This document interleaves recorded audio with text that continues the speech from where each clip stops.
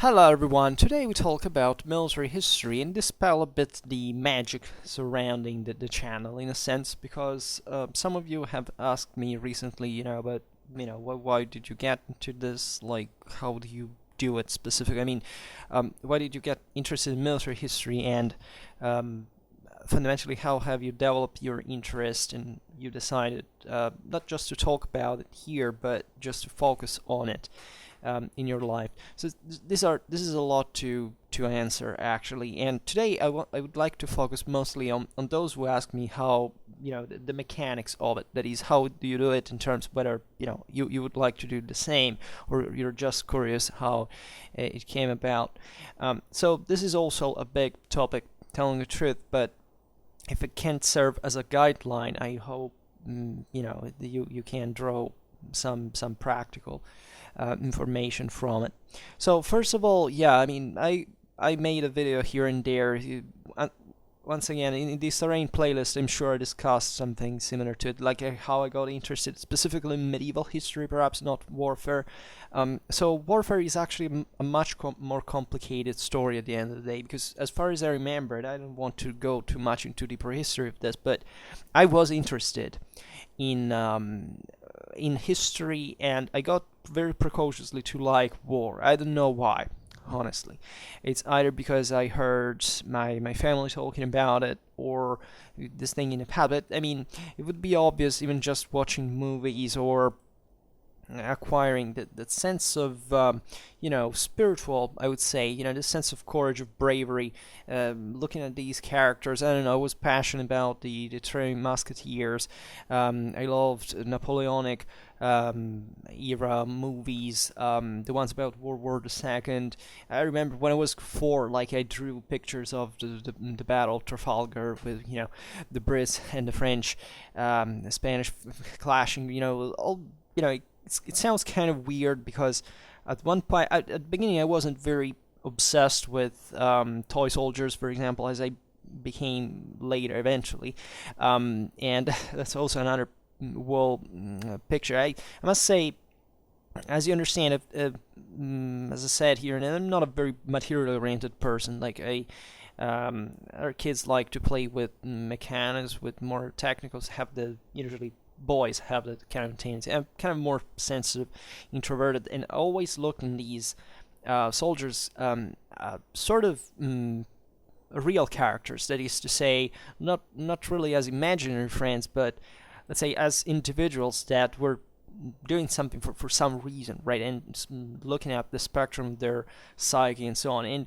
And warfare was fascinating because that, of course, put a lot of strain on them. Of course, I was passionate about even the mechanics of it. I remember when I went to the beach, built this massive fortifications, using a little, not really explosive, because it sounds as if that would sound disturbing, but I don't know how to call it. There's kind of gum things that when you bend and they bend it the other side and they boom, they made a kind of an effect like an explosion under the sand. I like this. I like water. I was passionate with Navy. When I went to, I played, I went swimming for a lot of years since I was a kid, or 12 years actually, and that also imagined like a sort of naval battles with, swimming in this large pool. We were doing exercises with these other sports from the other. It was very scenographic in a sense, imagining to be a kind of a warship or a submarine or stuff like that. Yeah, it's how far that took, just even by inclination, personal, something that developed completely autonomously. There is actually a much larger, however, aspect that invested most of my late, yeah, when I was in elementary school, primary school, and even part of my teenage, even though I kind of growingly hid it from other people, that is because it sounded too childish in a sense. It was actually a pretty interesting game. It had developed in my mind. It was something extremely complex. Like, considering I came up with it when I was like 8 or 9, it was something or even before actually, and how I developed over the years was an extremely fascinating thing, right? I still have an enormous amount of documentation, right? I care much about the proper history of it. It was essentially a fantasy world. It was actually set in a smaller scale in the real one. Now I can't give you too many details, but it was fundamentally about war, right? And I managed to involve my classmates, the boys, with this sense that we were kind of the head of specific states and their military, and we would fundamentally play war against one another, as allies and so on. And we developed all our armies. We had these booklets in which we drew all the various corps, the units, means, armaments of kind, and then use them against one another, maps, planning this broader politics strategy. When even further as even trade, international relations, it was amazing, right? I was able to make it going on for years, and I must say all these experiences brought me to especially the attention towards, independently on the fact that it sounds something very fantasy-like, it was actually very very practically oriented. Like, even if there wasn't that specifically material dimension to it, I reasoned like that. I mean, for example, there was this rule: you had to make ships, airplanes, tanks work and explain the mechanism, and as kids we would try to come to grips with that, and it was kind of stimulated our imagination how to employ these means. I remember distinctly at the time I had the sense of the various units of the esprit de corps, of logistical problems.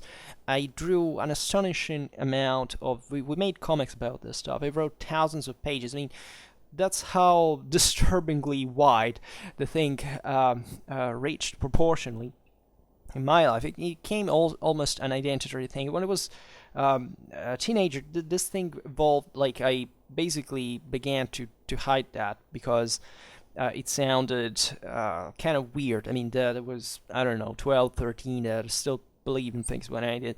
I enjoyed, at the end of the day, things I did when I was a kid. And part of the reason was that, objectively, but it wasn't childish at all. I mean, it actually was a pretty crude thing. It was very bloody. I mean, part of the reason why also as kids we got fixated with this stuff, it was very violent. It was something that showed explosions, killings, but still in this positive sense. I mean, this dynamic, properly military dimension. And that's where Pauli got obsessed with that, with things like ranks, with unit sizes, army organization. And it's kind of weird that at the end of the day, with all the things I could come to do in my life, indirectly, even if for different reasons, because I truly abandoned that at the end, as we'll explain now, it's the same thing I talk about today. And this made me reflect, because once I heard, and I remember where, that it's objectively frequent that people end up in their lives, independently from pressing problems of real life, to enjoy what they still like to do when they were kids, as interests, as orientation in general. And that in my early teenage, I discovered video games. I entered in kind of this restructuring phase as a young adult. At that point, I kind of even developed. I was told the way I am now when I was already 13, 14, right? I'm 6'1", and I grew up fast, and that was a restructuring my mindset, my feelings, my emotional system, right? The whole thing. Predictably, my video games interests were military. I like strategy, simulators, FPS, more something like that, but not usually just a popular. I mean, I've never bought video games on a regular base, right? I kind of could buy one a year, maybe two sometimes, but there were video games sometimes I still play just to relax 5 minutes in a break. And I got fixated particularly with those because they had a kind of simulative approach to that, right? To me, never played Call of Duty, for example. I was more into the Arma series things. I don't know if you ever... Operation Flashpoint was a hell of a game back in the day. Very realistic, even just in terms of ballistics, of, visibility, marshes, planning, briefing, and all this stuff. It was fascinating. And what I did in my mind at that point was getting fascinated with this more real world, because naturally when I was a child I didn't, yeah, I knew something about, I was plenty of books, I had this very visual imagination too, because I kind of felt to be living in that dream. It was a kind of the leader of that state, the emperor, managed armed forces and planned this grand strategy, but whatever it means. Grand strategy is a term I hate because it doesn't mean anything. It's just strategy at the end of the day. But that was the scale of my ambitions, and I got, yes, it was kind of lonely. I was an only, I am an only son, and I think I developed this interest on my own in a very solitary sense, right? Not because I needed other people. Actually, did quite the opposite throughout all my life. But what I stress here is that I interiorized a lot this thing, and through that, the military dimension of it. So with video games, I actually got acquainted to the more realistic side of the story. That is to say, knowing even just what's an arse, I mean, what weapons work like, what's the actual realism of certain aspects. I loved World War II flight simulators. Hell, there were some very realistic ones. I played, I don't know if you know it, Ilyushin 2 Sturmovik. That was a hell of a video game, and it taught me a lot about aircraft of World War II. There are certain games, yeah, that really impacted my view of the world, and that are the ones that pushed me to further into this military dimension, because that was the simulative dimension. Then there was the most historicistic one that I developed instead, slightly later, with the Total War series. Yes, kind of sounds kind of every guy, but I did pass through that as well. I spent a considerable amount of my life, for some years at least, but intensively, even modifying Rome Total War, Medieval 2, this stuff. And it was very fascinating because I always looked for dynamics that were beyond like the visual side of the story, but that would make it more realistic, even in strategical balance, and at levels that at some point I would like even to discuss with you, because frankly I've never seen it in any mod that was put out there.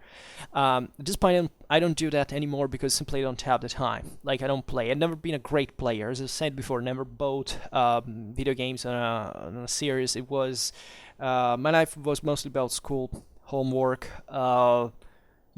sentimental dimension, sport, because I liked that. The swimming actually was the only thing I did, but as I told you, it was for a long time, and I'd say I lived this. I grew up as a teenager with this kind of a, if you want, aggressive, violent mentality, right? I was never, fortunately, never got into an actual violent world, right? I was raised in pretty, if you want, even privileged context, with certain in certain environments that were quite friendly and peaceful, but of course was some violence there too, and I got bullied very mildly, telling the truth. I did bully myself, and actually with a certain degree of psychological edge rather than just physical one. In spite, the reason why I wasn't bullied much because I was large enough not to, let myself being aggressive in the first place. But even just, I think, from a psychological point of view, I didn't bait. I was a very, I was left alone, where or another. That's my loneliness. I kind of take pride of, because I was, it gave me a. I saw other kids following others doing stupid stuff. I always like to go back home, reading a book, expanding my mindset in another way. And I didn't have much of social life, but that both historical and military character, that I maintained all the way through. And when, let's say, I've always been kind of good at school and like to read, but especially in my early teenager, I abandoned a bit that literary interests because of video games that made me lose a lot of, in terms probably of intensive education, because I didn't structure it in a, aside from school that, that's what mostly occupied my time, but let's say cultivating secondary interests that, no, when I finished with homework I went playing video games. So that's where I sometimes lost the the attitude to, in those years that are crucial, like between your 11 15 years old, you're like a sponge, and those are critical years where if you don't study in those years, the chances are in your life you won't, you won't develop yourself much, you know, as an adult, right? I'm not saying further because of course you're keeping to grow, but that's an age that is, it's very difficult because it's difficult to transition from, from a kid into an adult, and it takes a toll. So it's a very delicate moment. Everybody develops kind of their personality in different ways, and but exactly because they're, every stimulus can be more impacting for others, even if they're simple things, right? And the sense of the violence, of the toughness, of idea of responsibility, of manliness, right? Those are years in which you're hungry to become, strong and manage to have girls, to compete for them, and all this stuff. And we were actually soft kids at that point, but considering other environments I've seen around. But my mind went always on that track, and so much that eventually I had a kind of intellectual improvement when I was between 15 and 16, because I realized for a series of reasons that were pressuring and that I did take as military in a sense, because I began to read a lot on my own to do even better at school. There was a time when I was around 17, I was like a fighting machine. I did everything, right? I was obsessed with a girl that drove me, that gave me this tremendous boost to do everything, even though she never reciprocated, and I had a bit of a collapse afterwards. But I was like kind of in the my classmates say, how do you do it? Like you study like you do well at every subject. You do sport. I was full of energies. I had a motorcycle. I felt great.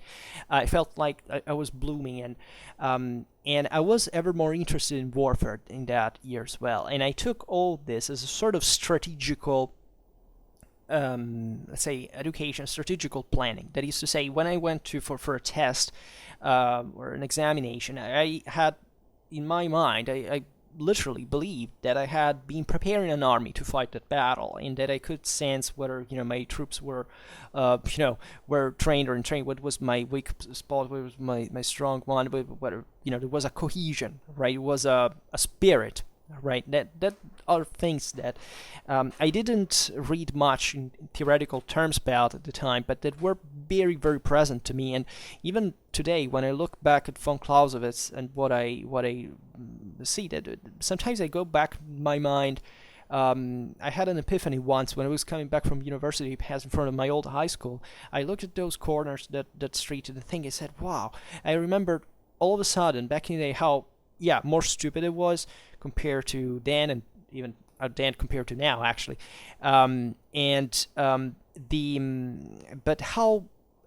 what was the enormity of the moral resources invested in that war, right? And I realized that it wasn't because I was worse. Of course, later it was better because I was more developed, more intelligent, more responsible, more mature. But still, I realized that I had lost that strength to fight, and that is something that you have no idea in my life how instructive it has been, because it's like when I explained the differences, for example, between states and tribes, that gave me a perspective of how everything to its context, right? Everything to the needs, and the tools, and the possibilities. And later on, I developed also a bit more of a ever more sophisticated view about these things. There is no teleology and so on.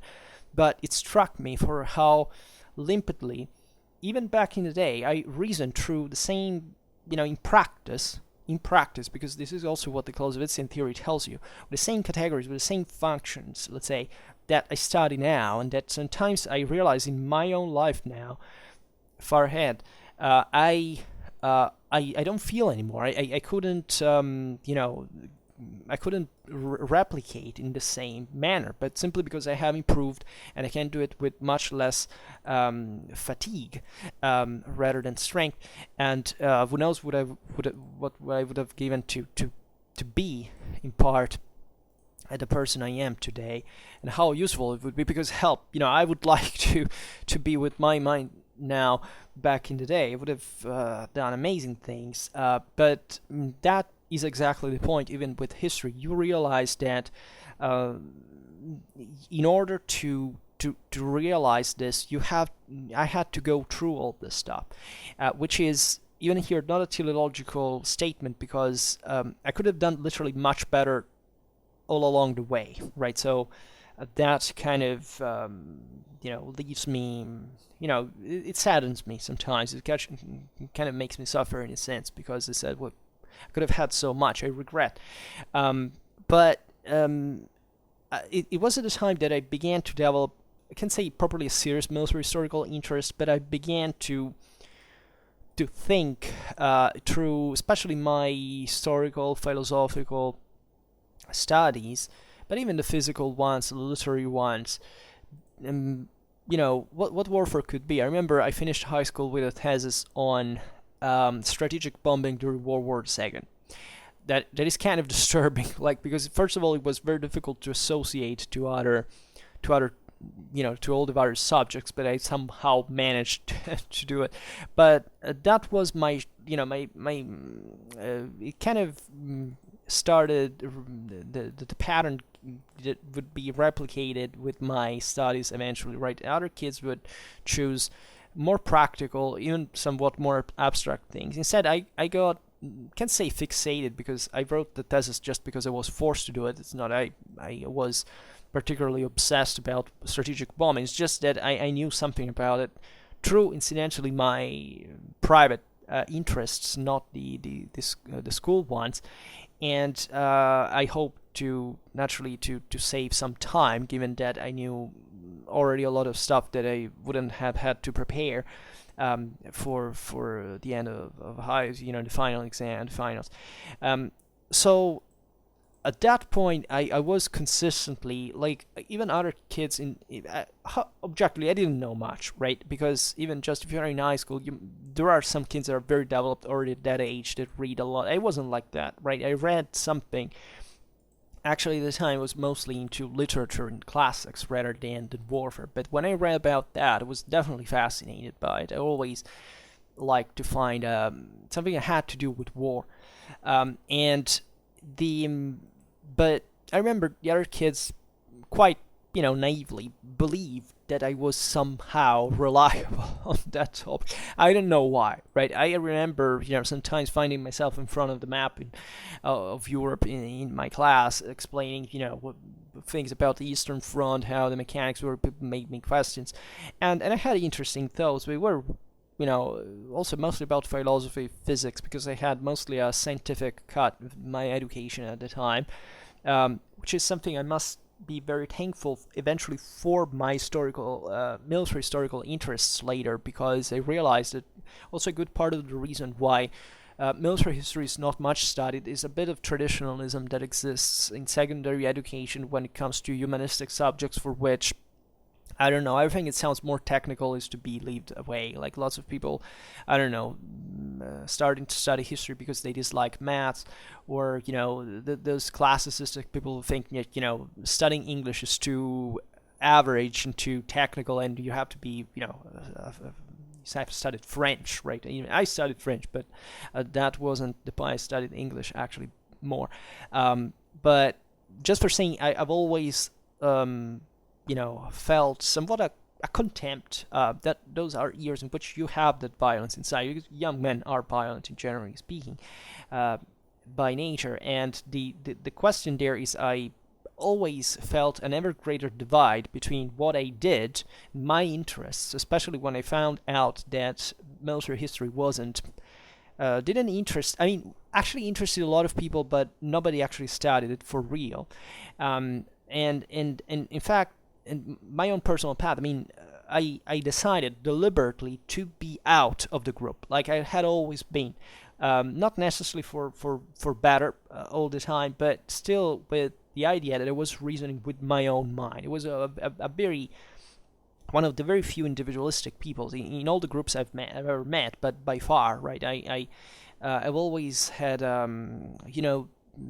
even my political views were kind of less compassionate than others. I was kind of more intolerant. So I had the idea that it was the individuality that made the thing, right? And that's, in fact, also, this fits with the perplexities we were talking about the last time about the political content of Schwerpunkt, that he used to say, I do know what it means not to be an extremist, but let's say to own extremistic views about certain topics and why, and realizing how it's not just it's not much about the extremistic view in itself, but it's the reasons why why you chose that, while posing in opposition to other people that objectively can own the opposite extremistic view in ways that you do not accept, and that therefore fuel the other extreme side, so that everybody can come out um, of that paradox. But when you realize that you're able to dominate both point of views through more experience and education, and you realize that you can't be that extremistic. But many people get stuck in there. That is to say, they arrive at the end of the high school, they say, okay, university is bullshit, secondary education doesn't serve anything. There are lots of people who reason like that, or that, I don't know, history is useless because we should study all economics because that's the thing. Doesn't bring you anywhere, right? Thinking that studying history is a waste of time in favor of scientific subject is like, first of all, misunderstanding the actual scientific nature of history. But it's as stupid as those people who say that you should just study history and not scientific subjects, right? Because whoever creates this opposition between scientific and humanistic is an imbecile, right? And the most intelligent people I know, of course, are people who take interest in both of them on a regular basis. And that's something I've learned, in fact, also through Schwerpunkt at some point. So at that point, I began university. As you know, I told you I have tried even the military academy.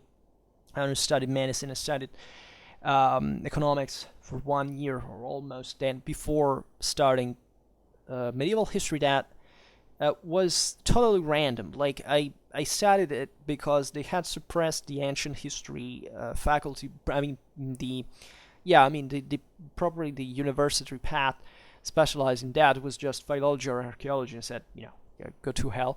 And with all respect for the subject, but I liked history. So medieval history was the curriculum that had more history exams in absolute terms, even more than modern history, contemporary history, that focuses instead a little bit more on archives, had other exams of that sense. So I began university very, very motivated, because I find in life, I lived this at this initial moment of disorientation, also sentimental disappointment sometimes, as a bit of a breaking point where I perhaps began to cultivate more seriously even military historical interests, because finally I was done with high school. I began to look a bit more into especially ancient warfare. That is what passionated me the most.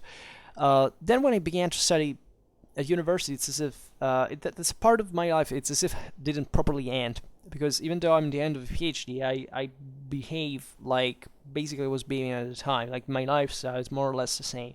And it's a lot of years gone by, a pair of which also lost, because between the high school and history, as we've seen, I've lost basically 1 year. Then between another year for writing thesis that suited me, and that I can't say I regret, because probably if I hadn't lost those years for reasons that I would have never gotten into my current research, because the odds were so. I got in so randomly, so luckily. That's something I will have to explain at some point. Not that I maybe didn't properly deserve it, but surely it wasn't just my ability; it was mostly chance. That you need, right? Of course, all what I had done to arrive to that point helped me, and that's what made the difference. But still, it's not enough, and that's something you have to get used to in life, I guess. And I was lucky. Probably if I had failed this stuff, I would have felt much better about myself. I don't know what I would have done at the end of the day.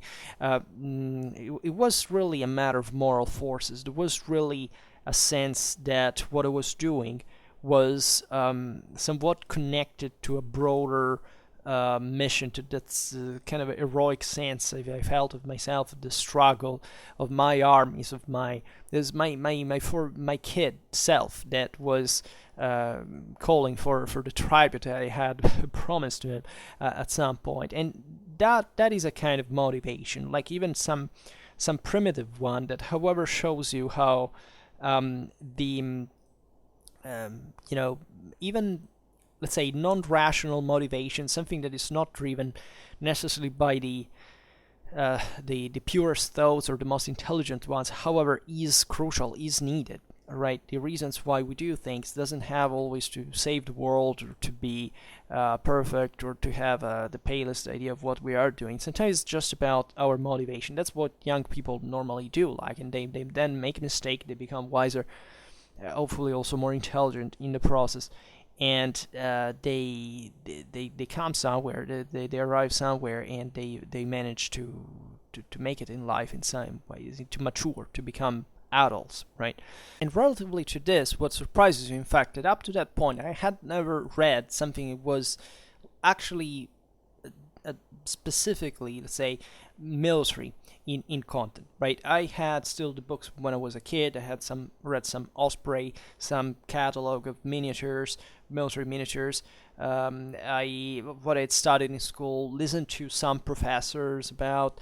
I was getting into forums, these things with video games. I was looking at politics, and therefore there were all these ideas that were swarming, let's say, to my mind, and I was ever more interested in them. And studying history was a way to concretize that in a sense. Naturally, at that point, I had military interests. I thought that I could become a military historian, but it wasn't, let's say, my top priority. Of course, I liked it in the sense I liked military history because of all the aforementioned reasons, but I still thought I will become more of a kind of a classicist figure, right? I will study, I don't know, something at borderline with literature, with, civil history, and instead the warfare was mostly the cool topic that you would talk with the other guys when you were there in the classes, waiting for the examination at university, and that was the sense of competition and so on. I competed in that sense even on forums, where I began to learn really a lot. Perhaps forums back in the day were the single most, let's say, thought-provoking aspect. There were some people I've met eventually, or that in person, sometimes even just never met, and never even actually told that I followed them for years and years. There's especially an archaeologist that is just 4 years older than me that I see here and there in a group that I now will talk to you about, that really changed a big deal my life and relatively to military history at that point, and it's most of the reason why I'm here doing this.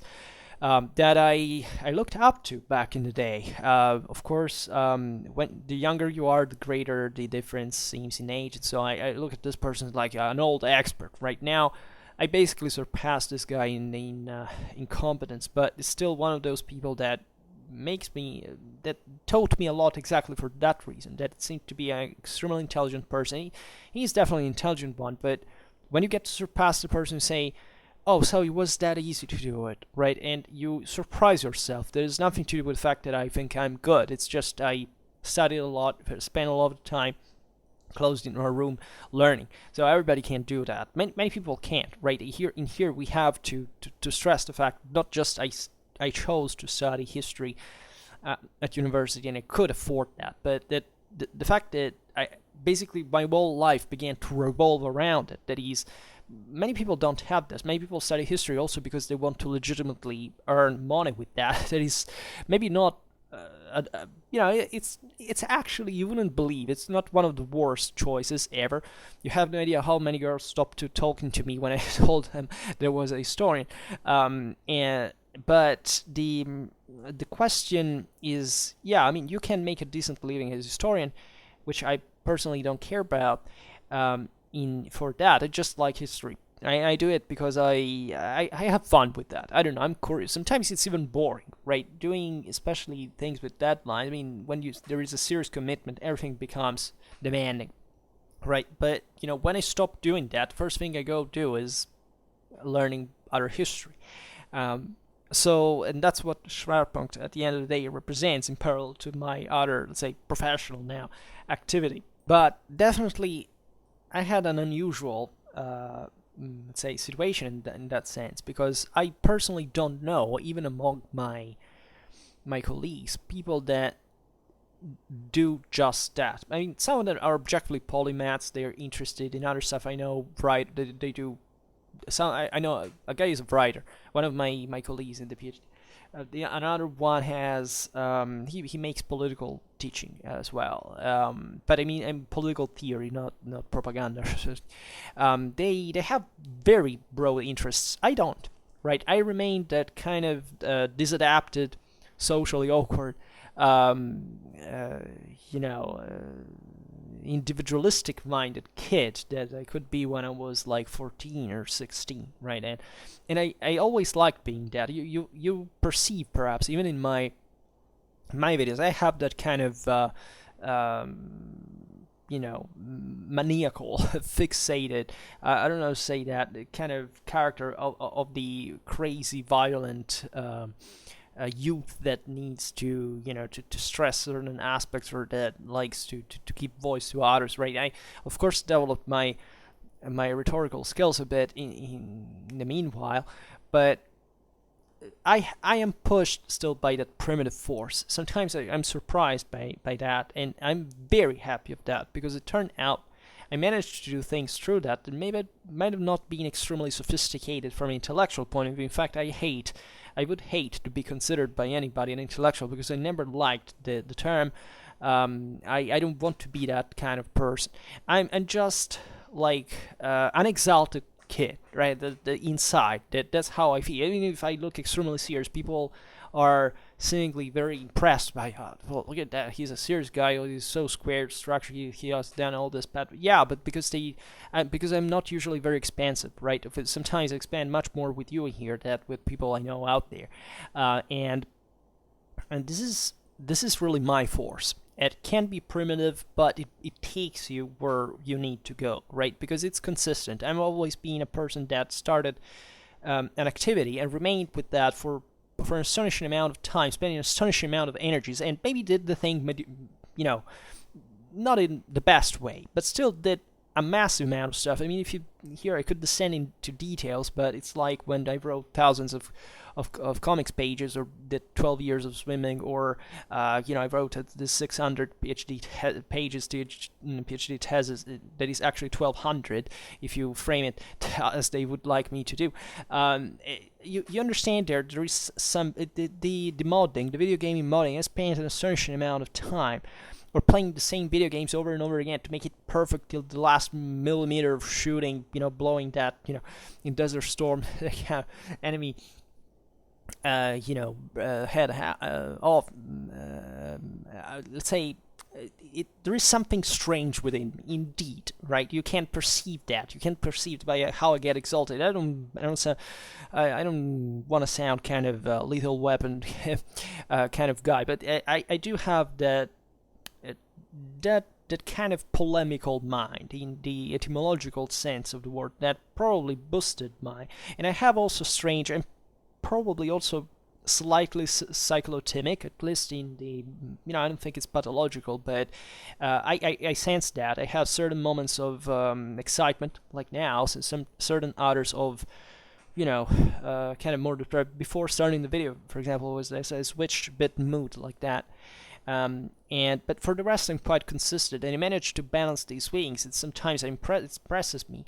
I don't know. I've feared sometimes to have serious mental problems, but sometimes I just see it's myself being, good with the situation, and not really, my life not being affected by that, which is at the end of the day what the pathological meter measurement really is. So this worries me a little, because with these military historical interests, I went really very clumsily on. the biggest change, I don't remember where it came about, but it was during my probably the years of my bachelor test. I don't remember, it was like 21, 22. Yeah, those were the years 22, 23 when I got acquainted with a professor that was actually not a historian, but this all happened on the internet. Eventually, I met this guy because we live randomly a few kilometers from not even from one another, and it was completely random. And because we went to see those military museums and all that with the other with other members of the group that we now I'm going to discuss to you, that are also sensibly older people than me. That is also interesting. I've always been more interested by older people than me. I don't know why, It's like when, I don't know, probably explains why I don't have much of a social life and I prefer books to people, right? I like people who know a lot and can explain things well. It's something I had since I was a kid. I wanted to learn things. I never got satisfied by explanations that the average adult gave me, right? I needed to go find out by myself. I think that was very important because when you study military history, nothing is left to, let's say, to miscomprehension unless, of course, there is a lot of unknown there, but let's say it's not a field where you can fuck around too much, to say it the French way. Military history forces you with the realization that, and this is probably one of the most beautiful things of it, that any kind of sophistic, ideological, propagandistic bullshit flies off immediately when you talk about military logic, and you can spot, and military history taught me exactly this, that he's cut off with things that do not serve to anything. And that's a bit, I must say, what matched my lack of interest towards frivolous activities, including social life, in a sense. I mean, I've always, the only social life I needed was to find find a girl. That's the only one thing. Because for the rest, yeah, of course I have friends. I mean, some I don't see in years, and I guess especially male relationship is like when you can't count like on such a long time in a person, even if you don't talk in years. I have my colleagues that are very nice people. I feel very lucky to have met them. I met other people thanks to university that I like, but I mean, it's like with classmates or friends back in the day. I had them, but I didn't need them. Right, and this is something I'm starting to realize, that even when I coldly analyze a battle, that has something to do with that. And I know it's very psychoanalytical in a sense, but it's like giving the cold damn thing. And naturally, I have this sense of this way of explaining that tries actually to, that is, I can say a polite one, but even when I go out sometimes, some visit some museums, it happens to discuss with the guys or with other people who are there. And I like, if I can say something that they ask, I don't know, but it can be any other context that, I can offer an answer. I always try to do it in a positive side. I'm not aggressive. I'm not offended. I don't need to show off. Right? I always try to explain firmly if I can, but also, like I do on Schwerpunkt a bit, to offer a bit of surrounding context. Otherwise, the person will not understand. Will get the raw answer, but won't get there. Won't get the meaning, the perspective, the dimension why that thing is important. That I think is crucial.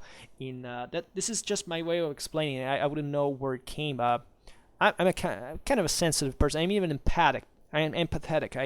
I see what other people struggle with, and still I kind of don't care. But if I'm involved in offering that explanation, of course I try to be as let's say as helpful as I can, and especially vocally. I don't know if this derives from my mostly internet experience. I will finally start in a while. When I write, I tend to be cruder. But because I like to not to waste time at all. In fact, I don't like even to interact much on the internet. But I just came to do it through those forums, those groups. Sometimes it was, every time you expose yourself, you know you could be attacked, and therefore I developed this kind of sometimes edgy and cutting and sharp attitude, but you understand when I speak instead, it's different. Here, naturally, I speak to myself. Then eventually, you happen to be listening, but that's also different from when I approach with other people. I tend to be confrontational by spirit, but come to I've risked to be sanctioned by some professor for my discipline at university. I did because I came up with pretty severe stuff, like even basically insults, and that was very stupid from my side. But it tells you how wild I can and arrogant I can be, because I'm actually very ambitious, even if I don't like to sound so. And sometimes I can't hold it. Right, I have a sense of myself that not sure whether it's egoistic or selfish or whatever. But there are certain things I don't tolerate. Right, when it has to do mostly with objectivity, with justice. That is to say, I understand people who do not know things. I understand people who do make mistakes, but I can't stand people who insist and who do not make the effort to see there is more there. And of course, they if they do it, it's because they can't see that, and therefore you should help them. But sometimes you don't have time, so that's where it gets unnerving. That's sometimes where I don't even answer comments in here because I may not have time. But I'm telling you about all this stuff because it shows you what kind of path I followed in order to do what I do. Because I've met a lot of historians that actually do this just for saying, okay, I have the historian's vest, right? And to show off, to say, "Oh, look at me! I'm the guy who made it, who teaches a lesson in front of with diapositive in front of a class. I'm so cool. I work in a department. I don't give a shit about that. Never given. I like that in the sense that I like I like the environment. I even like these things. But first of all, I like to research more, to stay as much as I can out of that public world in general. I mean, just to be physically there. I don't like to stay at university at all. But many people just for the sake of the work. I do it for the sake of my own curiosity. And career comes second. To me, it's mostly family factions come first. The rest is just another thing. But history does come to encompass my worldview. So I do it also for being a better person at the end of the day, for the people I care about, and hopefully for others if they happen to benefit from what I do personally. So military history is what literally gave me the discipline in this. Ever since I was a kid, as I told you, I liked this fact of the soldiers, of duty, of this thing. They had to take the position, machine gun fire, the sense of the vision of complexity of the battlefield. I skipped the fact that I used to play in my room with like thousands of toy soldiers making huge battles every once in a while during the year, and it was like crazy. I had catapult stuff. It was pretty, and I developed that sense of even the formations, the unit. It was very, very rough, it had very few logic, but I was acquainted at least to the idea that there is that dimension. Even there is a certain physicality, there is a certain, it's not just cinematographic, right? You have even to spend a lot of time doing it. So military history, in a sense, fascinated me because I understood its inherent logic at some point. Before I had a much more articulated, structuralistic, mechanistic view of warfare. That is the most common modern prejudices about warfare. Eventually, by studying the same history, I realized that everything was much more homogeneous than it seemed, and especially naturally, when you study medieval warfare, that's kind of more evident because more or less those societies were pretty similar. But the event that really changed my in this sense, really my intellectual life was meeting that professor who was, in my opinion, one of the greatest military historians around. I can say in the world, meaning that who knows how many geniuses are out there. I don't know, but surely we could say in the world because of public figures. I know he's been quoted by a lot of people, but he's not a very famous figure at a popular level. At least I must say this is specifically connected to my country, to a specific educational tradition, it's difficult to talk about this in detail because it wouldn't make much sense. I would have to enter to digress enormously to tell you first of all where I am from, what these whatever, where is the say informatic place where I met this person. But I like to stress this because when I began to follow this person, he has a group, and a few people who followed him originally are aware even of the quality of stuff he puts out there.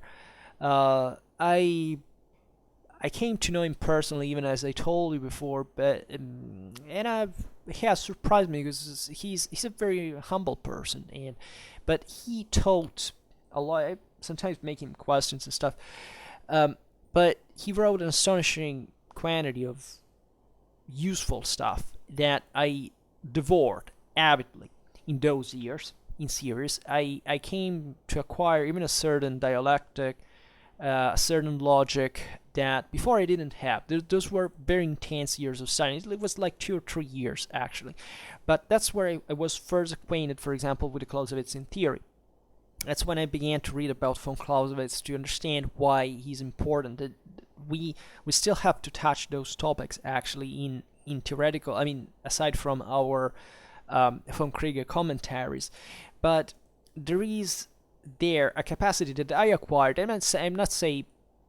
not going to brag on this. It's not because as I will tell you now, I don't consider myself such a great, capable militarist. My military historical interest is very patched together, like in a collage, right? I came to be naturally, experienced in certain topics because I wrote specific theses about them. Especially the last one, I took this research of 3 years and almost half that I will conclude. It will project me who knows where because I don't have many options out there at this point. Now the pandemic is disgusting and so on, but more than else, that kept me busy for an important amount of time after university, and I could therefore expand my knowledge. I suppose, like more at least than whoever has studied the specific topic I've been researching about. Now this is a wholly different topic because if I told you that my research actually expanded dramatically my military historical competence, I would lie, right? That derived, of course, through mostly the method, not the topic, right? And this is what I would like to stress, maybe in another video about military logic. I made actually a video about military logic. You can go search for that because it explains what it means to reason like that. That, as I said before, I don't think I'm particularly capable in doing. I've learned something here and there. It's something that, however, people don't do just they're not confronted with, they're not acquainted with at any level. Basically, if you go to university, I've never found somebody who actually taught you the thing in a practical sense. That's why that guy I met was so important to me, because he showed us with some examples what that, practically speaking, what that means, like to make us solve actual tactical problems and not just to talk in abstract terms about that as it's told. But I'm telling you this thing about the internet because after I began to follow this professor, I at the time I was still developing, obviously that I was getting interested in this thing, and I was wondering whether there was somebody else out there who would be competent about that. And this, I mean, good for me to have checked, because albeit I was disappointed, I probably realized something way more important in the process. That is to say, the rarity of these individuals. That is not to say there are 200 out there you can't check on the internet. There aren't 50, there aren't 20. They're much less. And sometimes they're just people who maybe came to have a specific, to acquire specific competence, say on a given topic, as historians, maybe without a specifically military, historical, strategical education, and therefore, to this day, I still haven't found anybody who I can rely on the same way as that person does. And I came to the point, I wouldn't say to surpass him, but let's say to, of course, have acquired certain competence in my own field of specialization, that, however, made me realize that got me away from developing that structural logical capacity. That is to say, I discovered that when I was like 20, 23, 24, and to focus on it and to be struck by that and to have fortunately been young enough at the time to absorb an important part of it, because later it doesn't quite work anymore. But in fact, I said, okay, well, I know this, I know it's there, it's fantastic, but now I have to do something else. I have to do my master's thesis, to do the PhD, and so on. So I had my mind absorbed by other things, by relationships, by things that brought me away from the, let's say, the full commitment to it. And that's where I regret that, when I think that I could have started to learn so much about this topic at a very early age, right? And I didn't do it because I didn't even know I was supposed to learn so much in the future, and not even at that age. That's how it came about for me. In fact, I consider myself very out, let's say, dated. I don't know if I can use this term, relatively to this kind of perceived mismatching, because I feel always as if I was lagging behind my military historical competence, which I tell you, it's not that high, right? I've come to see important things about, as you know, ancient, medieval, even partly modern warfare, but when things get very structurally and strategically, politically, historically complicated in later times, of course I don't have the competence, like most people don't, like not even military historians, right? So how did I improve that? Like, did I just follow a random guy who told me stuff? No, of course, having studied history helped me, right? Because especially writing theses that were can say almost exclusively based on tactics, and having written therefore how many pages I might have written, I don't know, we're surpassing here the multiple thousands, right? So it's something that took a while, took a toll, a commitment, an effort. So I developed that specifically, and I was oriented towards that. I was aware of it, and I was doing it by being guided by all this theoretical background, if we can call it in this way. And also, other thing that changed my life completely was around that same age, having acquired an enormous amount of books. Mostly are digitalized, but we're talking about more than 10,000. So if you wonder even how I make these videos and how I research this stuff, it's because I literally have one click away from me an astonishing amount of information about basically everything you can imagine, especially for the times and places especially medieval Europe fundamentally.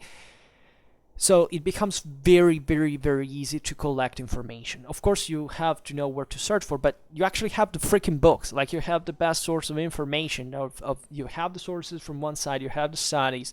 10,000 books is not even so much, considering that, of course, a big part of them is also contemporary warfare. It's also other stuff in general, but it's still the a built up, a structured, a solid amount of information, in the first place. So I began to read those back in the day when I had a moment of break with university that gave me that schedule. It was extremely boring, and made me anxious because if you fail one exam, you basically you can't fix that, so you have to waste other time to re-prepare the exam, and that goes at the expense of other exams. So I hated that. It happened a few times, but you were always anxious because you had to plan the schedule. I got this anxiety. Let me tell you, PhD was amazing because it required an enormous effort for planning things in a distance of 3 years and knowing what you have written. But at least it's a unitary effort. It takes a lot of strains, but at least makes you focused on that. University, this is the thing that properly, I must say, it's probably shared with many of you other colleagues, is doesn't leave you much room for further self-improvement. I mean, I could, because as I was saying, during vacations, breaks or whatever, I read entire books, but most of the time was dedicated to learning. And I studied objectively a lot. I mean, it was required a lot. I don't know how in other countries there are different types of learning, I guess. Things are even easier. Even the same modalities of examination are different. I studied that amount that prevented me from doing else, right? If I had, for example, customized all these exams, it would have been amazing. Sometimes I could do it, very few times, but it was worth of the pain. And once, in fact, I studied military history, which my university otherwise would have not allowed me to do for those times, because there is no expert in there who could have helped me, nor, in fact, anybody did during my thesis. I've done everything alone, so I was self-taught. I had definitely the courage of doing it, saying, as I was saying at the beginning, I don't give a damn about whatever others believe. Of course, if I say something, I have to check historiography, I have to be reliable and so on. But at the same time, I want to study that. I will study that, and I don't care what others expect from me or what I'm supposed to sound or look. I will present the stuff for my own specific curiosity. And I must tell you that all that reading, all the fact of being acquainted with topics that I didn't specifically even study or didn't or had to learn for some other reason, military history helped me a lot, because I began to study things like, 18th century Russian Navy. Why didn't I study medieval warfare instead? Well, because I wanted to learn about the 18th century Russian Navy, and it was freaking amazing, and it helped me a lot, because through that I discovered other stuff. I studied, the Schlieffen Plan. I studied, Monterose's campaigns. I studied, things that were sometimes even totally random. The French Foreign Legion. And this is never actually talked about that stuff, but it was in those years that were in that sense some of the most formative. When I began a PhD, I said, "Oh wow, I have 3 years now. I can do whatever I want." It just during the Christmas holidays, I think I read a book about the French-Prussian War, something about sniping during World War I. But then I realized time was running away, and I basically dedicated myself even here just to what I had to study. And even there, I learned a lot, but it wasn't as specific as military history in the purest sense, right? For example, most of the stuff I'm integrating now for the sake of historiographical etiquette in my thesis that I have concluded and that I've been given other 3 months for because of COVID, and I accepted a scholarship at the university closed anyway up to the end of the time. So is mostly other studies about politics, about society. Of course, we know through von Clausewitz that that's the triad. But it's still like reading a lot of other stuff that gives you a lot of context about the same, of course, environment in which that military thing worked. But even in there, I didn't find anything military. Why? Because there's not even a freaking historiography about the stuff about warfare for that age. That gives you a dimension of the overall embarrassment deriving sometimes from a guy like me that started literally this research without knowing basically anything about even the context, aside from some military stuff. And that probably wrote at this point, at least I can tell because there is so few. It's not that I've done such a great thing myself. There is literally, I've been the first person to accomplish certain things, to have done the largest work in that specific field ever done. And did it take me, who wasn't even an expert specifically on this topic, to come up with that thing? That tells you how that that tells you a lot, because you can't consider it as a life experience, but it's largely also thanks to warfare. I mean, it's thanks to the violence, to the motivation, the determination, this difficulty, this struggle, this fight, and military history teaches you to think differently, because there is nothing that gives you so much more to know what you wouldn't even expect it was there. Because warfare, as we have seen, pressures human societies in ways that doesn't matter how big other changes can be over time, they're diluted. They're not even, for that reason, properly focused on. Warfare forces you to reason straight, and without any kind of wavering, and without any, it teaches you to have an objective and to pursue it because of whatever reason you're doing it for, right? So if I had to tell you how I did all this, was fundamentally like that. It wasn't even reading a lot of books, because I have I don't know how much I've read of all this stuff. Some hundreds of books, yes, but most of them I do not remember them. I don't have many books in my room. It can be some hundreds, but they're mostly university books I had to read back in the day, or other stuff from school, or other stuff I bought recently even. But it's not the typical room of what you would expect the historians that they need to fill their walls, they have to decorate their homes with walls entirely covered in books. No. I don't care. I'm very pragmatic in that sense too. Of course, if I had to transform into material books, all the digital ones I read, yes, I would probably fill my room like that. But it's not because I searched for it. What I searched for was actually reading them and knowing what is written there, not to make good figure, but because I was interested in them.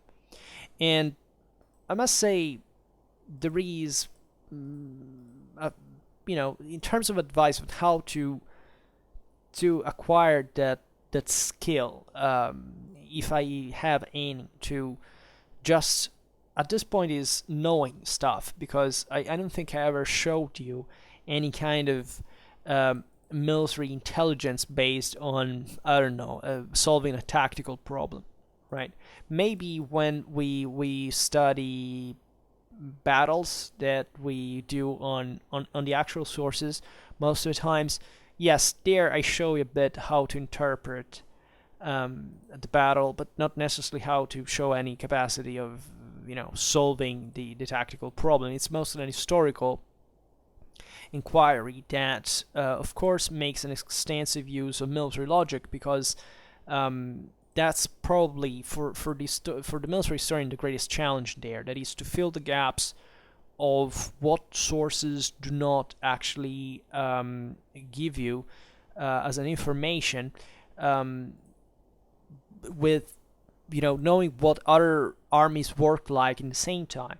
That is probably, yes, one of the single most important things to that happens also at the strategical level. I mean, it's something you acquire just through a lot of actual practice of sources studying. That is, once you studied a campaign and another, you arrive to 10, 20.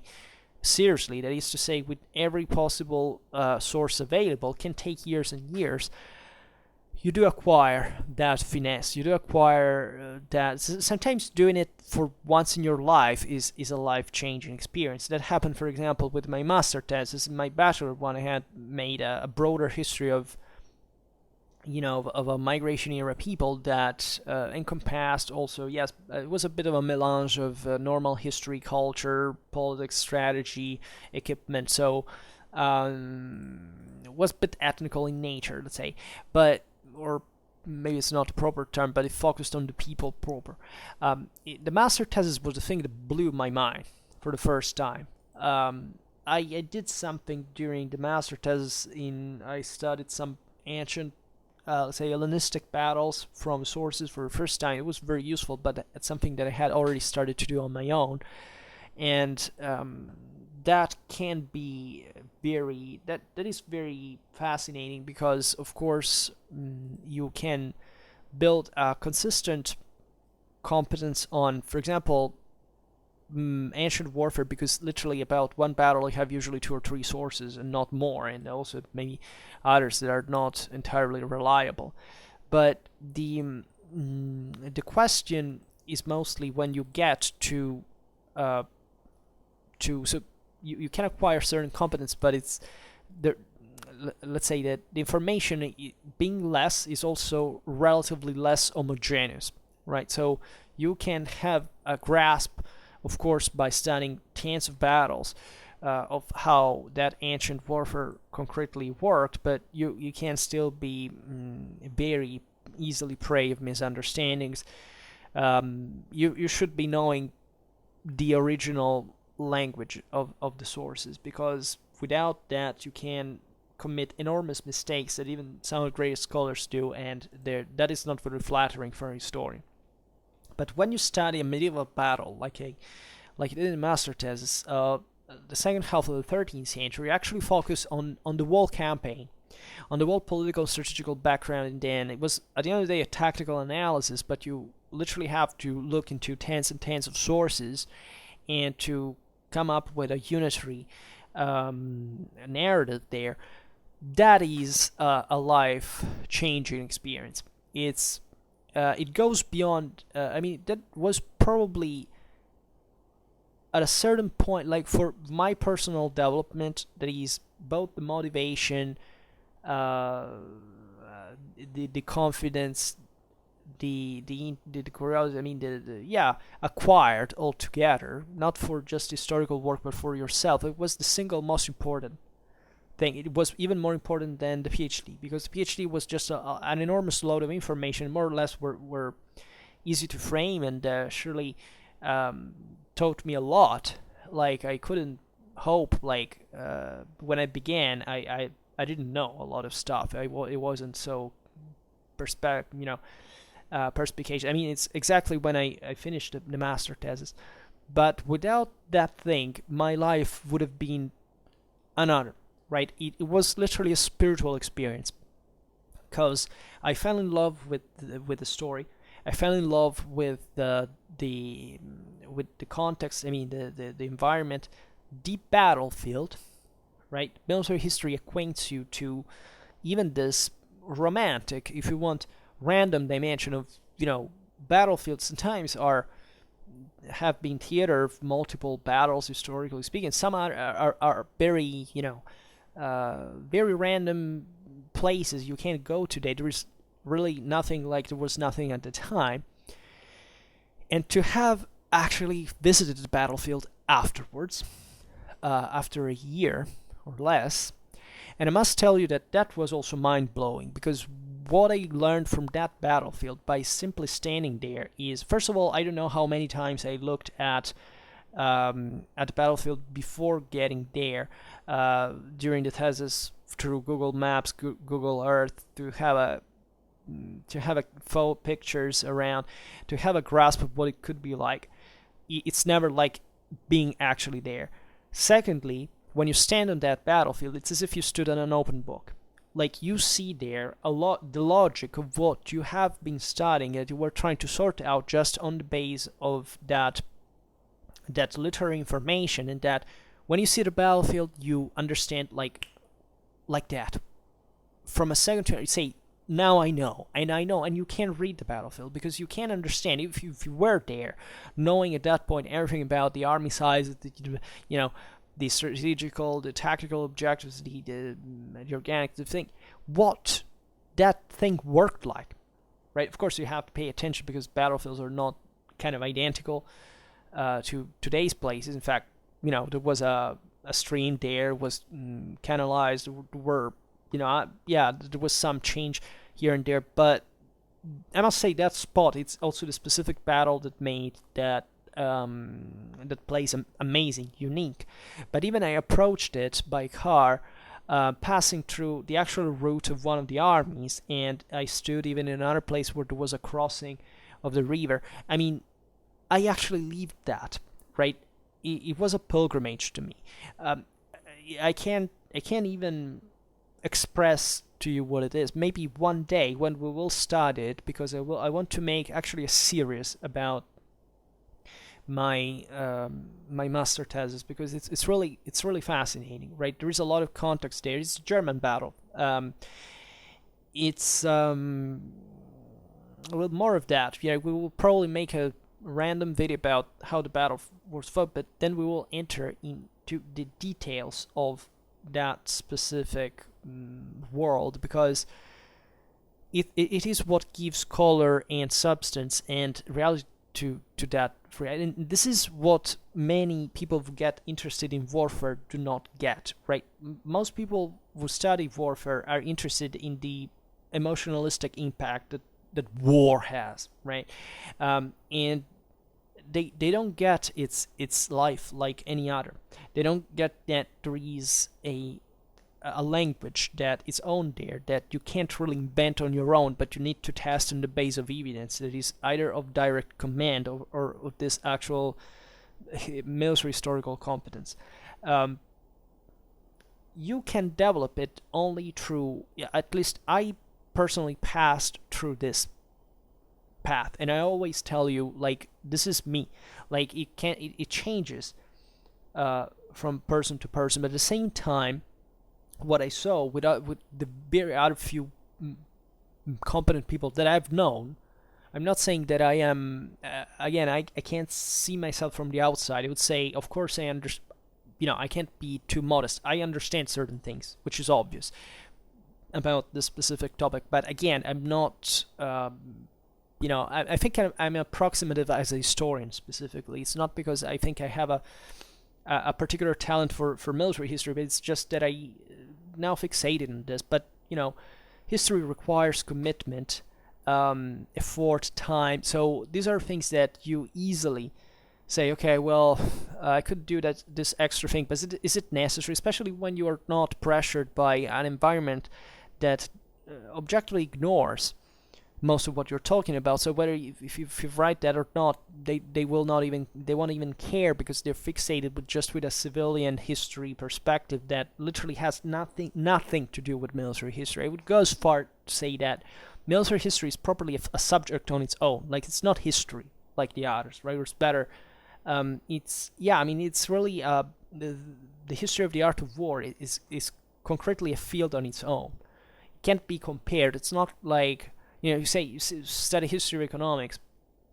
Yes, you can acquire that pattern of interpretation, but at the same time, how you're not necessarily compelled. I mean, history of economics can be literally everything about economics. The same can be military history. That's why I specified actually history of the art of war, because the art of war is that pressuring thing that doesn't admit misunderstandings.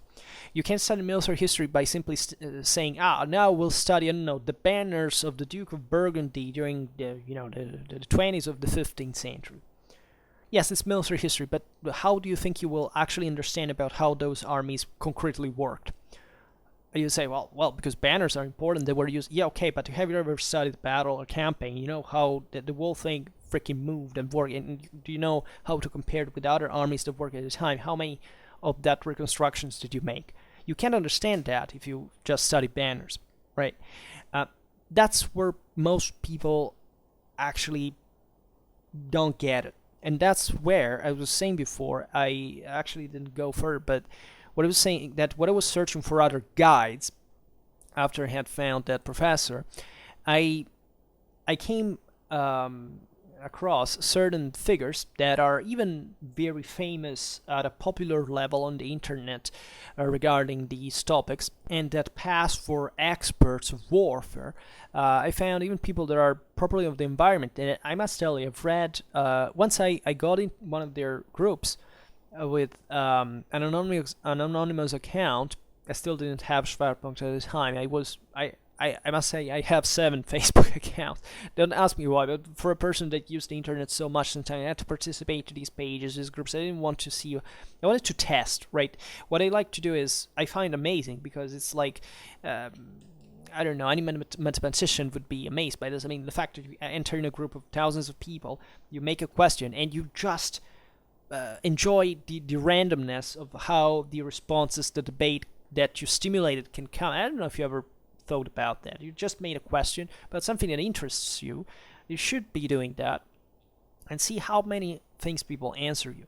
But I had gotten so habituated to the logic of that competence that when I received answers, sometimes from the guy himself that had that page, that group, and that was the alleged expert, I received answers that were so damn dumb, right? But dumb, not because I didn't respond. I didn't have any animosity. I don't think bad about these persons, humanly speaking. But literally, like they didn't know what they were talking about, on the base of sources, of historiography, of things. I know it gets controversial there because I'm sure that most of you possibly got into historical altercations at some point, and you know how weird it feels when you actually feel to know something, then you discover you were actually wrong, but you want to obscure a little bit the thing, but still in part you were right in that person. And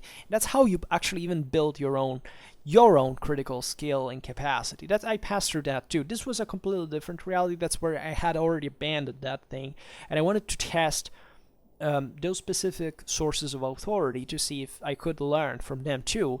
And I realized in a checkable way that I can't explain to you because it exactly needs that path, that experience to be properly understood. That these persons that are followed by thousands, that are surely maybe they're good at disclosing certain topics but they're not actually competent people in the theory of the art properly in the art of war, right? What has become very popular today, and that I must say I kind of exploit on Schwerpunkt because I tend to do it in a level of detail that normally other disclosures, this is what I do in part, is the exotic topic choices, right? Talking about the strangest, most detailed things, like this kind of encyclopedical orientation. Schwerpunkt does have this in terms of range of topics, but the point I make in every video naturally is aiming at understanding the art of war and military logic, and I've learned a big deal by myself through this, right? Because that there is this aspect that there is a difference naturally between theory and practice, such as between intelligence and wisdom, right? You can be very intelligent, but until you don't have a direct experience what we're talking about, you can understand even very elaborated concepts, but how they eventually concretize in reality, that's a very different stuff. So with military history, of course, you can't just stop to those few things, like important names, certain rhetoric you heard about, who was the greatest general, that stuff, and then pretending it's over and just to specialize for the rest of your life just in one single topic and being an expert. No. Objectively, military history is very easy to, let's say, it's difficult to understand that well, because it requires that massive, complete, uniform understanding of lots of different aspects of it. And just for example, the idea that as a medievalist you should be expert also in you should study, however, and understanding contemporary warfare, ancient warfare, is something that most scholars do not have by the slightest, unless they haven't read here and there some other stuff and have, in that sense, also, however, diminished their level of competence on specific medieval topics, because of course that takes time. If I told you that now I'm such an expert about the Middle Ages, frankly I'm not. I don't even like to be called a medievalist, because in my opinion, what I try to be is a military historian. But even about the term historian, I don't like to be called like that, because it's history is for everybody, in my opinion, and there are just people who are more into certain aspects than others. But it's a shared experience, even about everyday life. We're all a bit historians, philosophically speaking. But what I care here is the adjective military, that is understanding the deep connection, this 1/3 essentially of human reality, together with politics and society, that however people have somewhat removed from their horizons. For cultural reasons, in the West,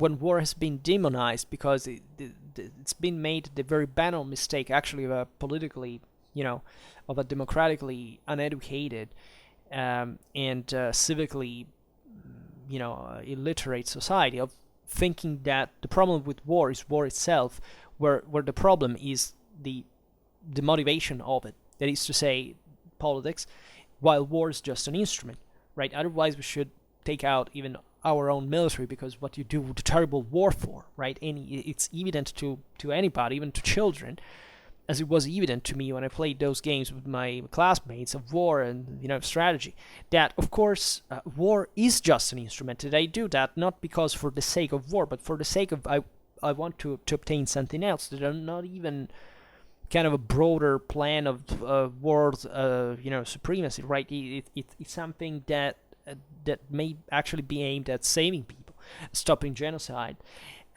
overthrowing totalitarianisms. That is the point, and we have discussed this enough on the Vom Kriege series. So, as I was saying, this fact of covering, for example, as I'm doing on Schwerpunkt, every every typology of trooper, all the various armies organization, tactics, studying single battles, this is all like giving a great structure to my understanding of warfare, that if I had just read theoretically wouldn't have helped me. In fact, what is also another topic of overlooked value is the fact that naturally there are people who are interested in the theory, the art of war properly meant. This also covers all those people who deal with international studies sometimes, the so-called geopolitics that doesn't exist, but there are so many people who believe it does, and the reason why they do is exactly what I'm coming to. It's the fact that they studied the theory of it, the words, the ideas, the concepts, and they have never tested them. That is to say, that's the real difference between a historian of the art of war and somebody who thinks he can learn war just by, listening to the opinion of a general. Right, that may be wrong, right? Because even the capacity of waging war and of actually understanding war it's I can't say it's completely detached, but definitely it's two different things, right? This is a bit also part of the Clausewitzian theory. That is, war has always been fought in with those dynamics even before people actually made a theory of it. That's what you should understand. It's that underlying logic and dynamic and capacity and requirement that represents is to be found over and over all over human history, with a universal meaning of war. When you start reasoning in the above clouds about the fact of how war could be, that's where you get it wrong. What you have to do to study war is not reading Wikipedia articles or studies. You have to literally pick the source. Like, there are studies that, of course, the serious ones actually give you the entire source. Is something that is not often done even in serious academic publishing, because some are more, of course, have a more disclosing aim. Others are just badly written, but there are some very even famous military historical works that are even good, but that, for example, do not provide you with the actual evidence of the sources, right? But the you should study the source and the study possibly at the same time, but always passing through the source. That is, what the hell, until you do not have the actual evidence on which that source is based, you can't reason through the mind of the scholar, because the scholar is essentially explaining to you just certain aspects, but the cognitive process that made the scholar coming up with that thing, you will not get, because it's behind the scenes. You didn't get it. You just get the conclusion, and that conclusion is just for you to opinate and not to actually understand. And that's where most people stop to. And this goes along with everything, with politics, with every form of history of opinion, right? And that's why we're so silly, right? Everybody has an opinion, but how many people actually care about fact checking that opinion? Well, that's what historians are supposed to do, at least by method in their own life, and surely as many other people, many other professions. But with military history, it's embarrassing how fascinating it is for many, but how few, but how rarely, really, how rare actually get it. Right, and it's not I repeat, it's not an exoteric knowledge that it's distinctive. It's a matter of logic. It's what we explain in the Von Kriege video by video, right? It's really a lot of simple notions that everybody can understand, but that when put together become ever more complicated.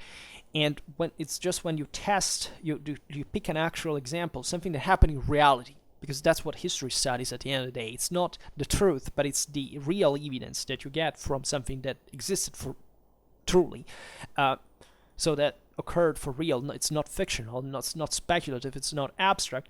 That you can test how to make that evidence, let's say, how that evidence properly frames into the system you've traced. And the Von Kriege is important like that. And something I actually didn't tell you about the Von Kriege that we should maybe discuss at some point is that I discovered, a bit like when I thought I was going out there searching for the next authority that could maybe be yet another source of reliable information, finding out there was nobody out there, is that the Von Kriege has never, I thought it was actually studied in all military academies, in the sense that something doctrinal had somewhat being received by the Von Kriege in various militaries. And the interesting thing, it actually confirms the St. Clausewitzian theory, is that this doesn't happen, that of course there are certain models, certain form of identification that in war, by practice, by theory and practice, informs the military that knows how war works, generally speaking.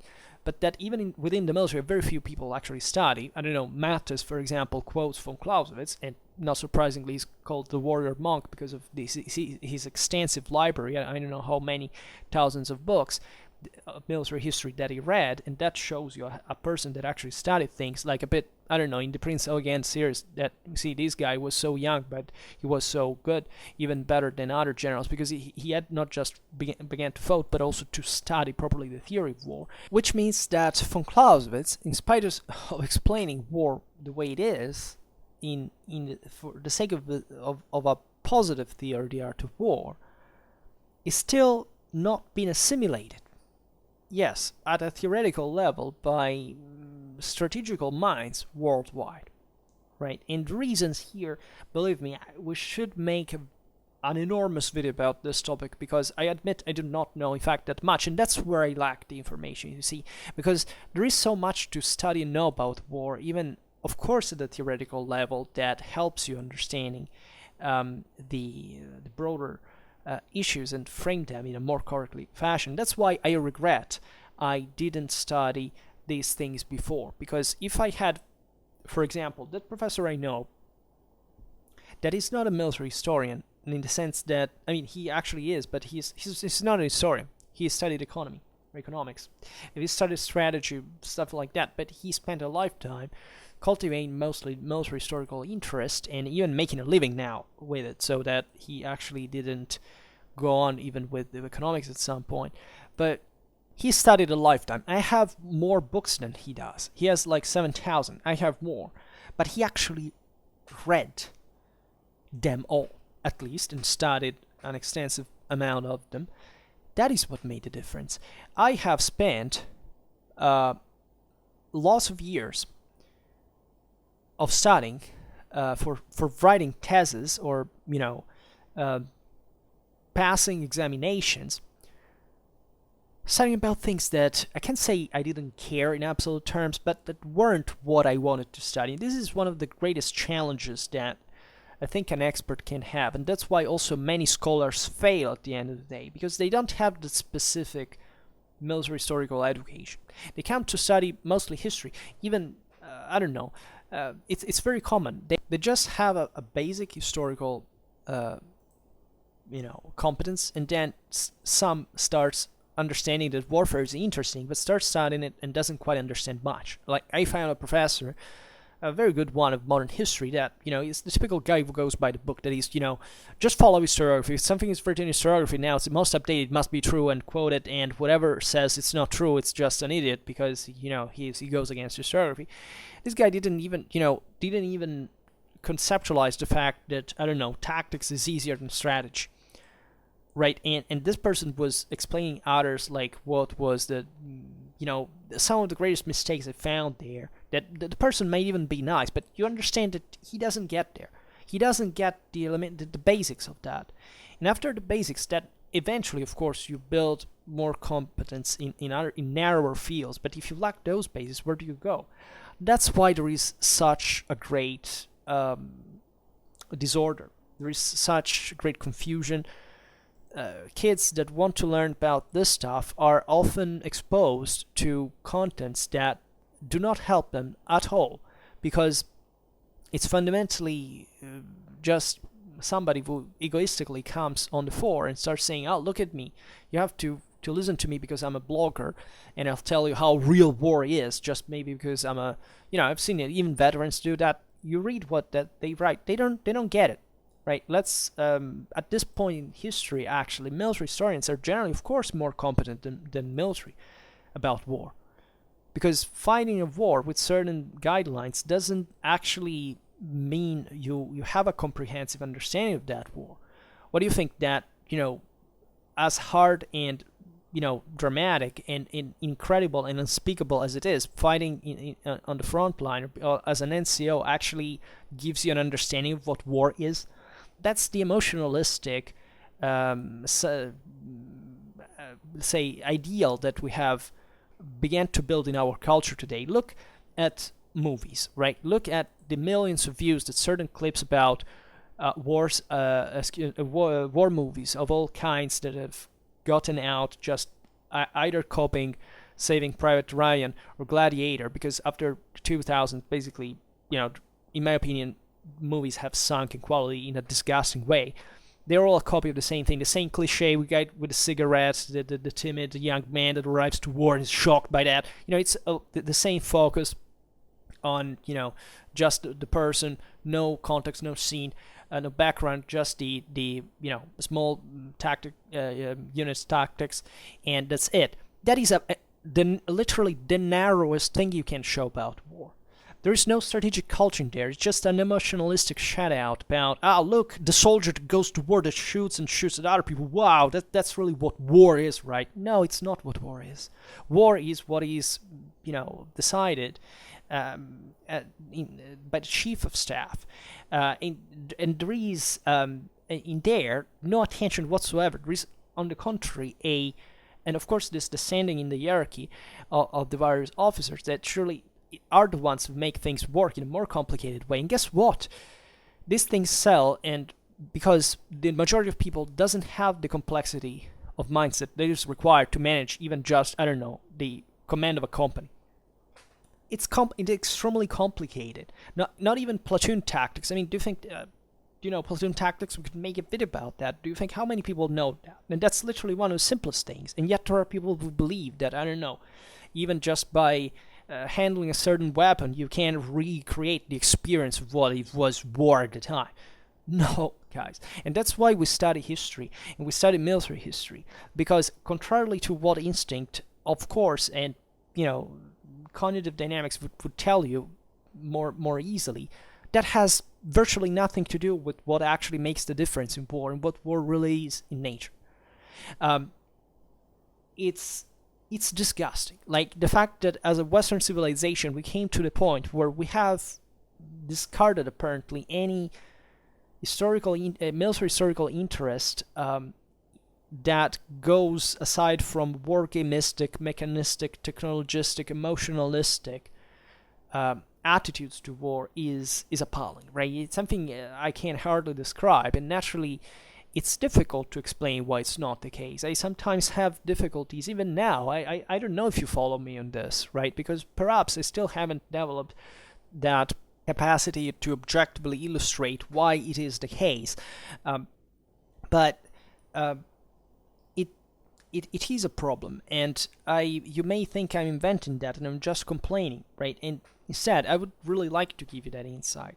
And the best thing I can do now is keeping to make those videos about warfare as I do, modestly, right? Because to me, these videos I make are very simple, right? I came to the point where, of course, I know the value that they may have for somebody out there that is interested in these topics, but aside from the general fader, in terms of views and subscribers, I do sense that I could do better, and that, of course, takes more time. So even this is a strategy to make a lot of videos that are fairly simple, aside from what, of course, people say, because you say make a 2 hours video.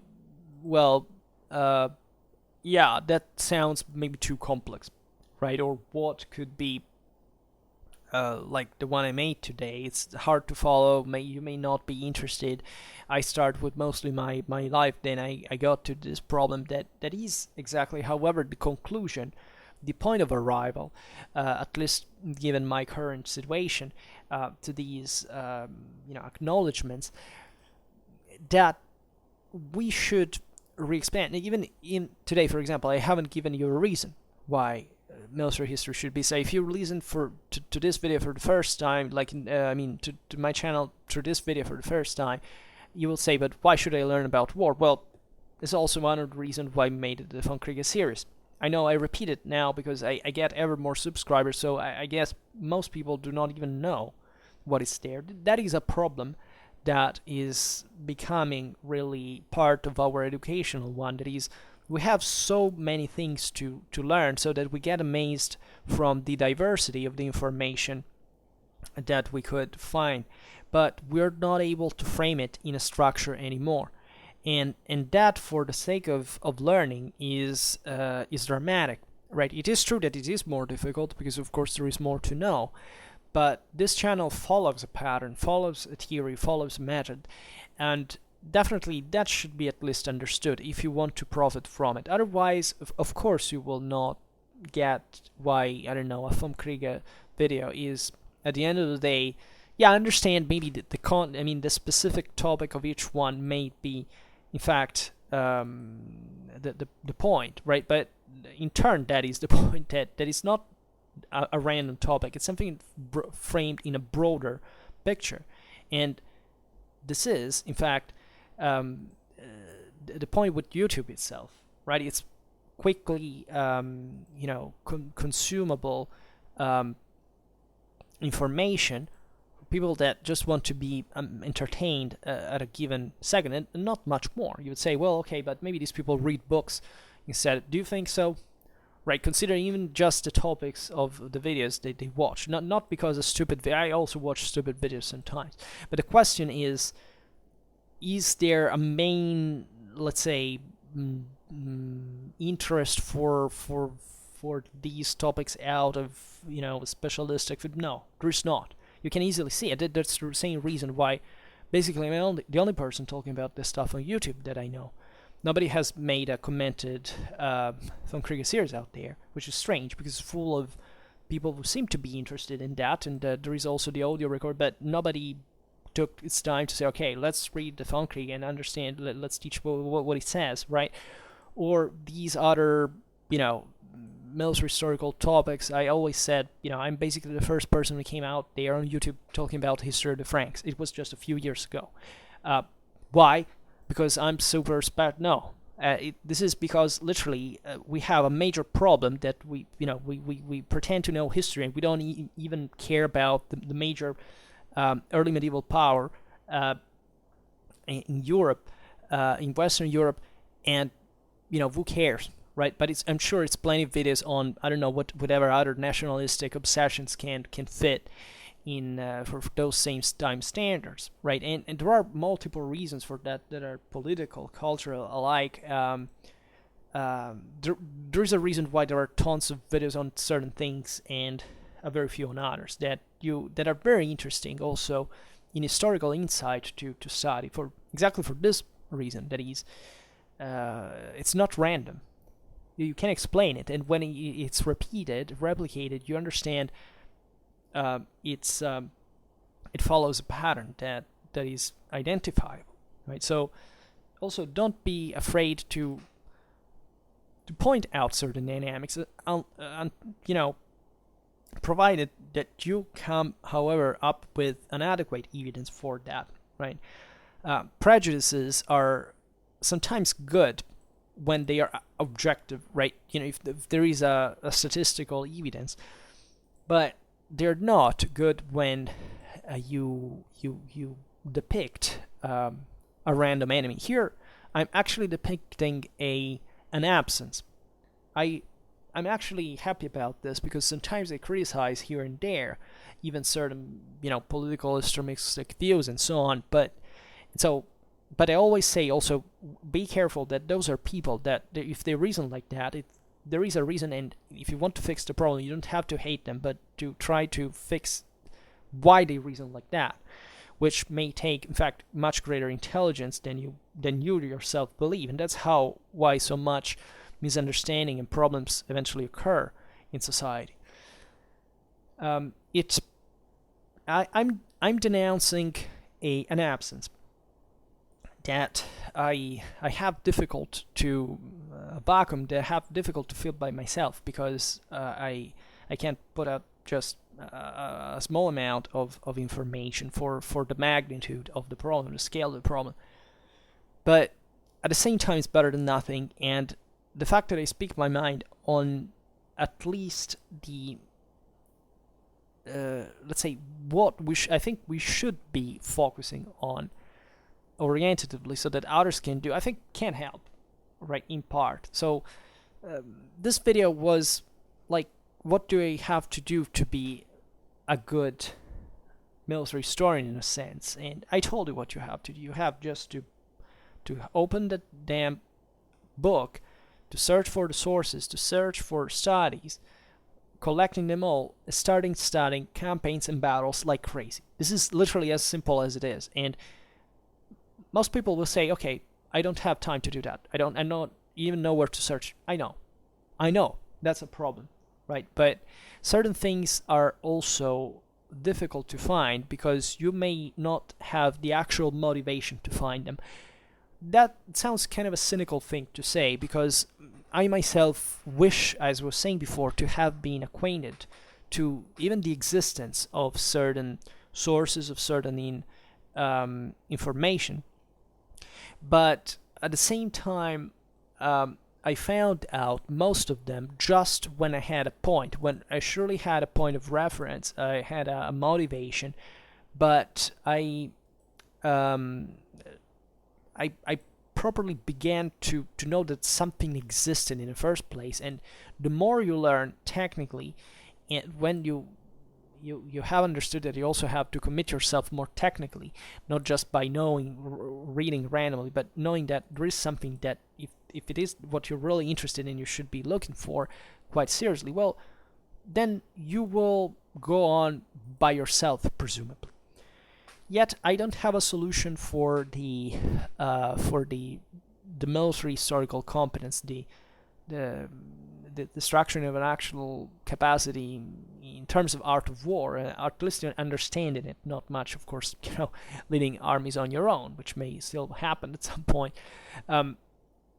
That is, as I told you, is exactly what you have to do, the campaigns, the battle things through the sources.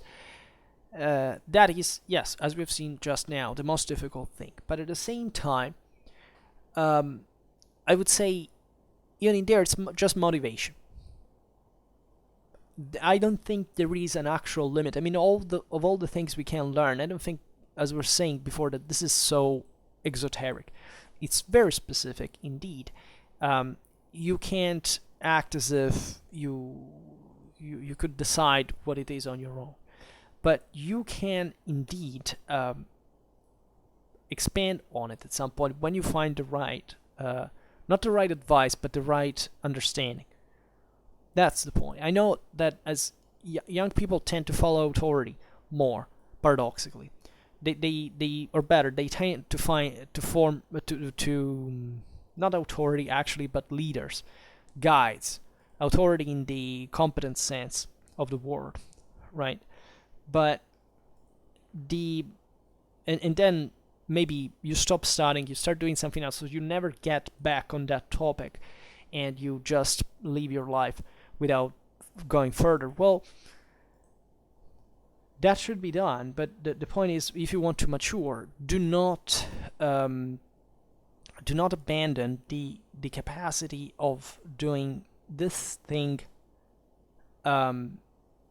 That is, follow the advice of an authority, of a guideline, but do not think that what you have to learn, you have to get it from there. What you really need to be competent. You can become competent only if you become the authority. This is another hard thing to realize. I'm sorry, you can even read the most updated bibliography for all your life, but you will still not get it until you in a structured sense, in a scientific sense, in a methodical sense, until you become the authority yourself. And you will be amazed when you get to approach that point how often authorities are so incompetent compared to what they should actually know to be worth this name. So don't ever think that you can read specialized studies for all your life and actually being competent on them without practice, because that doesn't work. Every scientist of technology, of economy, will tell you that it doesn't work like that. That of psychology, that you will, until you don't do the thing yourself, right? Nobody will do it for you, and you want to acquire the mental structure that has been required to that person to learn, and this, as you understand, is a serious problem, because it means that we still believe as a society that knowledge is somewhat given for granted, that there is the media that inform us, and that's it. It's a very passive attitude. Before, people were more ignorant, but they tended to have at least a more autonomous way of learning. It was limited, it was silly. The majority of people has always been tremendously incompetent, and incapable and ignorant, but the question there still is that just because they had to live for what was enough for them. So even here, context, and it doesn't mean that it was not hard to do it compared to what you have now. Today we even make less effort. So it's as if we all had all become dumb, and that's why I also regret in all the story. It is looking at my path. It wasn't easy. It was exhausting in a way, but because I wasn't used to actually spend myself even more, and surely that makes you reflect, because I had it easy after all. There are people who hadn't, and I still have to understand whether what I've done is worthy in a way or another.